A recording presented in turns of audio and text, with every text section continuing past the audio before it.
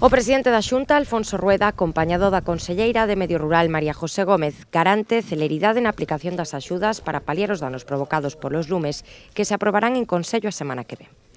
Durante a súa visita á Aldea da Caridade, no Concello de Monterrei, afectada polos lumes, o titular do Executivo galego sinalou que hai que intentar que as cousas volvan a como estaban antes do incendio e que así sexa canto antes. Neste sentido, destacou que a vez que se traballa para apagar os lumes que afectan especialmente a provincia de Ourense, xa hai xente traballando para empezar a avaliar os danos.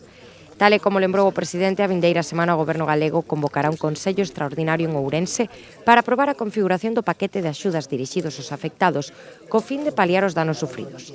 Segundo avanzou, a súa aplicación será coa maior celeridade posible, en coordinación cos concellos e para que se habilitará un teléfono de información para a cidadanía.